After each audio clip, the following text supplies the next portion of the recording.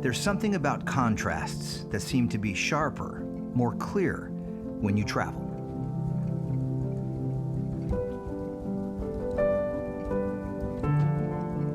A drive on Interstate 15 through Las Vegas, Nevada at rush hour is starkly different than a drive here just an hour away. And as this drive leads further from the energy of Sin City, another kind of vibrancy is discovered. Yeah, I think. A place where ancient sandstone emerges from the surrounding desert floor and paints a frame alive with color. We come up over the trail and there's this combination of colors all in one frame that you can grab. There's purple, there's yellow, there's the sandstone, kind of blondish color. Valley of Fire State Park in Nevada is often overlooked, with nearby Zion and Grand Canyon National Parks fighting for the spotlight. It's stopping and looking at the little things when you get close to this sandstone, and to really study the rock and look at it and appreciate the time and the forces of nature that have shaped this landscape into what it is today is what I always find myself thinking about. But an adventure here with camera in hand will never disappoint. Everybody loves a slot canyon. Nobody more than me. Actually, Zach might. Do you like slot canyons more than me, Zach? I think so. I like always play the slots here. We're gonna play the slots here. Like any adventure, there will be events occasionally unforeseen. First aid kit. It's nothing too bad. I want to see the wound. It's just a little gouge. But in this place, where light and stone play a symphony every day, those who've discovered it have a tough time letting go of its beauty. I end up in places, camping in places, and hiking and living in places that call to me. And oftentimes I go through an area and I don't hear the call. And then other times, like this place and many others, they call so loud that you don't want to leave. When you travel, the world becomes a smaller place. When you explore with friends that share a love of photography, destinations come to life. This water is emerald green. We tell the stories of travel with our cameras, capturing some of the most beautiful locations on Earth. But every adventure reveals more than what's in the frame. Thunder boomers, we see them popping up right now. The people, the food, and unexpected turns in the journey. Now they're gonna swim right with us. Brings the full experience of travel into focus.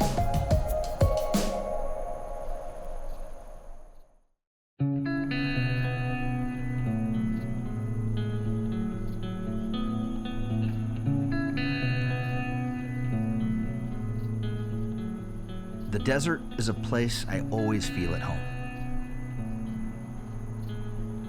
I'm not entirely sure why that is, but I know that every time I come to landscapes like this to film, it's hard for me to leave. Valley of Fire State Park is about an hour north of Las Vegas, Nevada, but a world away when it comes to what you'll find here. David Boomer and I have shot here before, but this will be the first time for Zach Allen, and after a 6-hour drive in the battle van from Clovis, California, we do our best to slip past the Las Vegas tractor beam that has pulled us in all too many times before. All right, after a long day of driving and from Central California, the Fresno Clovis area, to Las Vegas, Nevada, we are arriving into Las Vegas. I have Zach Allen. Whoops, I'm swerving. I got a little warning from the car there. The battle van yelled at me. Stay in my lane, bro. Stay in my lane, bro. Yeah, Dave Boomer, he's back there. He's sleeping. The wind's really blowing hard right now, which I always, when I drive through Las Vegas, when I'm coming through, like when we're like, if we go to like Zion or anywhere in Utah and we're coming through Vegas, I always like to try to come through here and beat the rush hour traffic like around 4 or 5 o'clock. So what time is it, Zach? 3:20. So we got 3:20 right now, and we're moving through town. We're gonna kind of beat the rush hour here, we hope, and get north of Vegas to Valley of Fire State Park. The turnoff for Valley of Fire from Interstate 15 is easily found and leads east towards a somewhat regular-looking desertscape for the first 10 miles. If you've never been here before, you might be asking yourself why you left the pool and that 2-hour massage you had booked at the spa back in Vegas. But trust me, just hang on for another mile and you'll see why this is one of our favorite places to shoot. Just after entering the park, we're greeted by the Valley of Fire Welcoming Committee, also known as Desert Bighorn Sheep.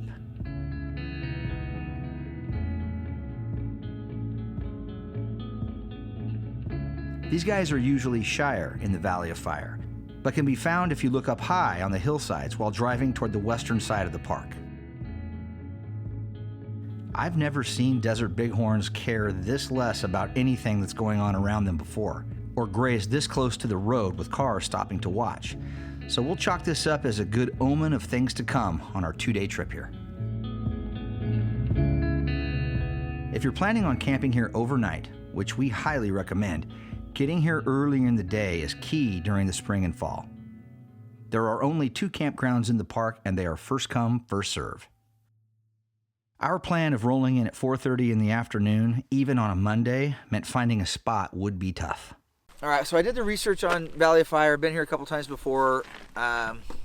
It says camping first come, first serve. So a lot of people first came and were served.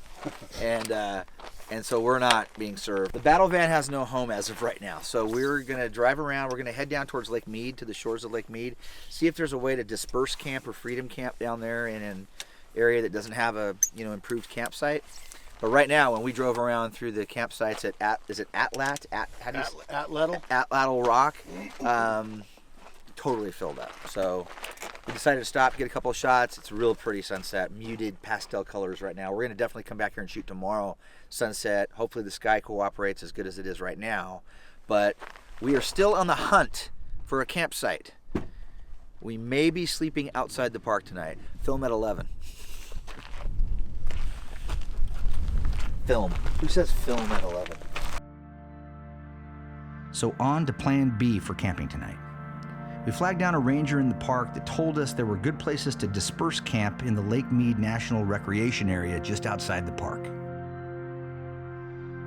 So with the sun already setting, we make our way to the rugged shores of Lake Mead to find a spot to camp for the night. So we had to get out of the park at sunset because that's the rule. But we did talk to a ranger, and we said, Ranger, where can we camp, disperse camp down by Lake Mead, which is kind of off that direction out there? And he goes, well, go outside the park and take a right and a left and look for a dirt road. And so that's where we're at right now. We have the battle van on a non-descriptive dirt road that we turned off. Yeah, not really on a map. It's super windy out here, so I'm trying to find some wind protection right now. All right, so this is an old sign. It's like a lot of people ride horses back. It says Fire Cove 15-day limit. It says camping. That's a camping sign. Camping spot, 4x4 recommended. All right, so yeah, shoot that with the big camera, Zach, so we get a good shot of that. What's the name of the cove? Fire Cove. Just after the sign, the road dives into a wash as it winds its way toward Lake Mead. About a half mile in, we find a good open spot with a cut bank that keeps us out of the sustained 20-mile-an-hour winds for the night, and start to set up camp. Boondocking into wild campsites like this is one of my favorite things to do, and the battle van not only gets us in here, it's a great base camp to work from.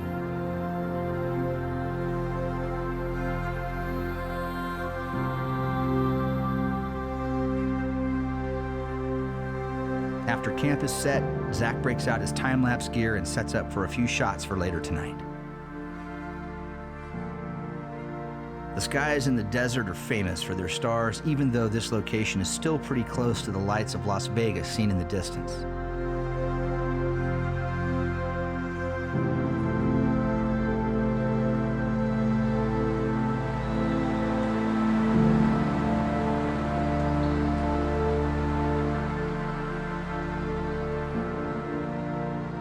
Morning in the desert is always a special time for photography.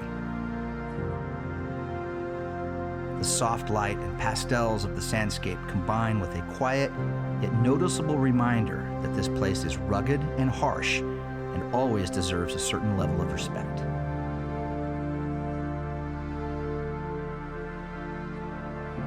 After a little four-wheeling on our way out, we make it back up to the main road and return to Valley of Fire. The first order of business is to secure a campsite. The ranger tipped us off that turnaround in the park is an everyday thing, and the best time to grab a vacant spot is between 8 and 9 a.m. The campsites here are tucked into amazing sandstone features with plenty of great hiking right from your site. And lucky for us, we find a perfect spot. Pay the $20 a night fee and begin to unload gear before setting out to explore the park. But not before we have to take care of a little medical emergency first.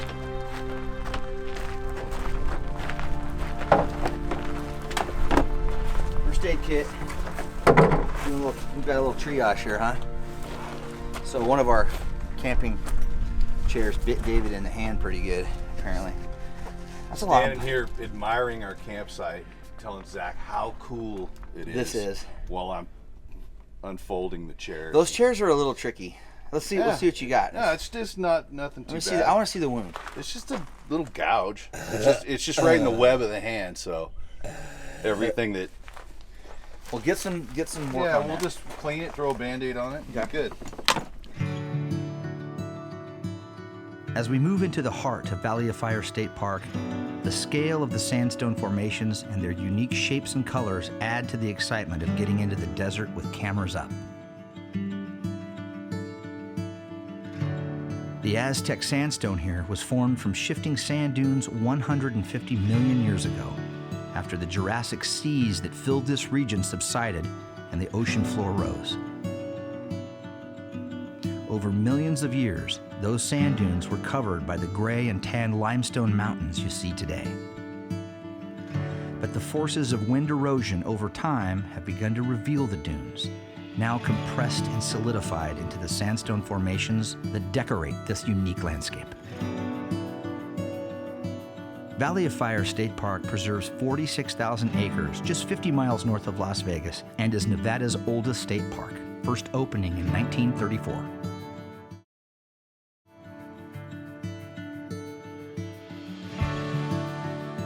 The park has a handful of hiking trails, loops, and other notable features to check out, but our favorite thing to do in places like this is to just jump out of the van near any open desert and wander into the landscape.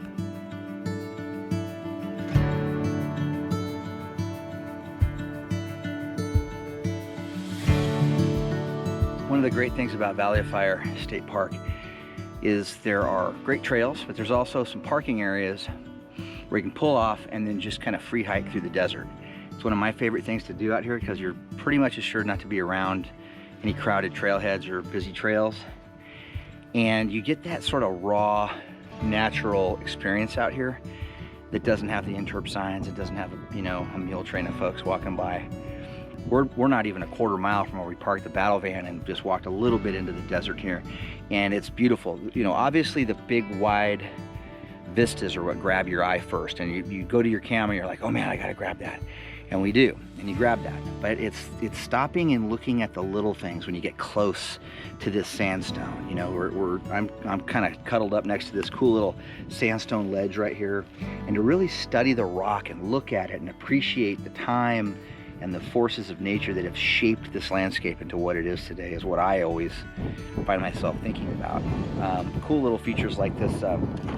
Check out this little wind carved, let me see if I can get this here, this little wind carved little arch here. I'm taking the camera right now and just kind of backing it in and out of this really cool little arch feature here in the wind, and it's just carved this over time. Today we're kind of up against a wall a little bit on cloud cover. So on a day like today, we've got a storm front moving in, so the skies are a little opaque. Sun's still kind of peeking through. It's really muted the colors down big time. And so we don't have that vibrant red pop. But then, you know what? You also have this look that you don't normally see when you come here. It's normally sunny here during most of the days of the year. So I'm having a good time exposing the camera. I know Zach and Dave are having fun, and are challenged with how to compose the right shot and using the exposure and the sun and the landscapes all to try to make something really cool looking. So neat day. We're gonna head up to White Dome Trailhead next and take a good long walk into the desert and show you guys more of Valley of the Fire State Park.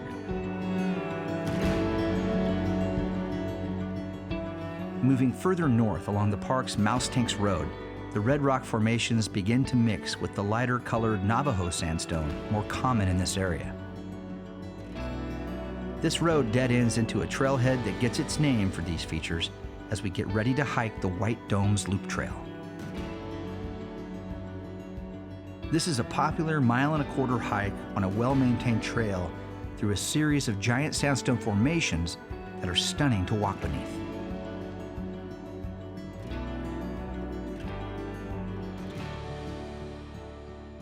So we just left the trailhead for the White Domes hike, loop hike. And right off the bat, when you leave the trailhead, it's a pretty steep little drop down here, but it's well maintained, lots of natural steps and man-made steps to walk down.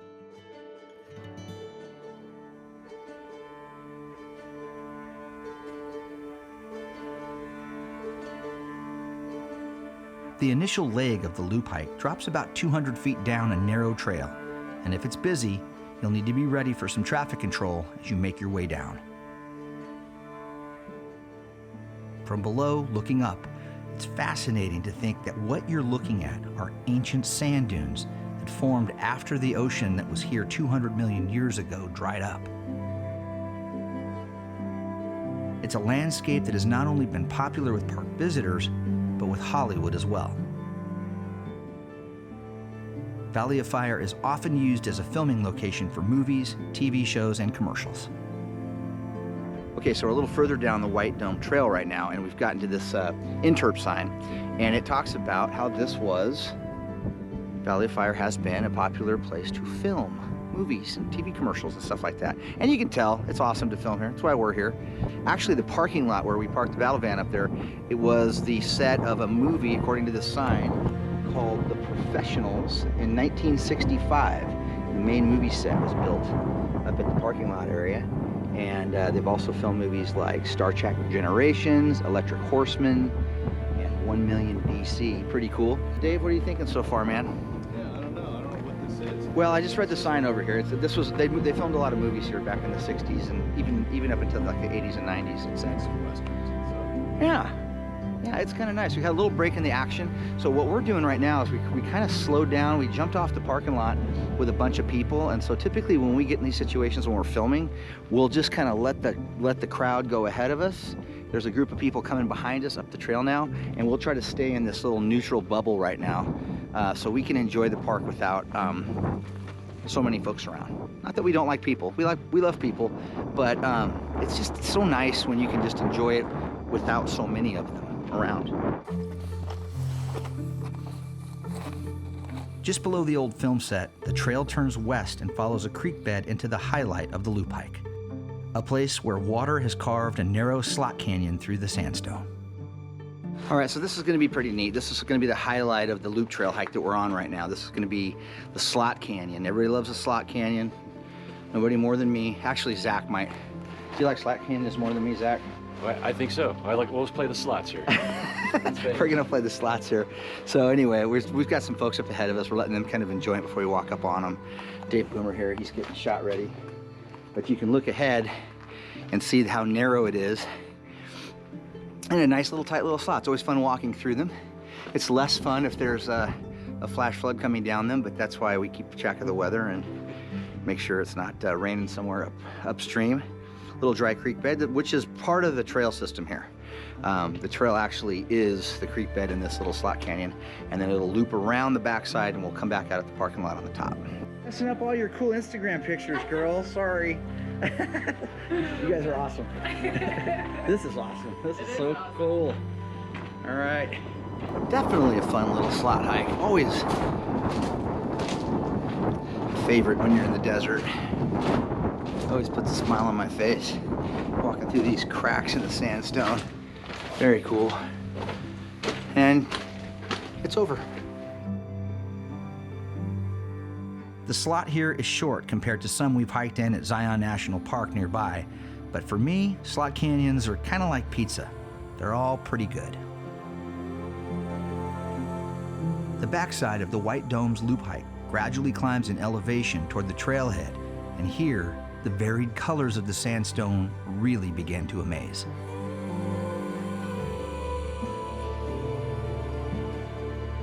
The pastel yellows, purple, and red formations make this a tough trail to hike if you're a photographer, because every 10 steps is another frame that has to be captured.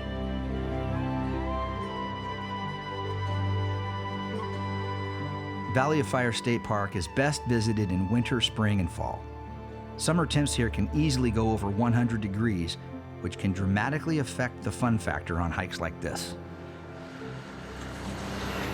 There are no restaurants or services inside the park, but a gas station and convenience store right off Interstate 15, about 11 miles from the park entrance, is a good place to load up on supplies if you need to.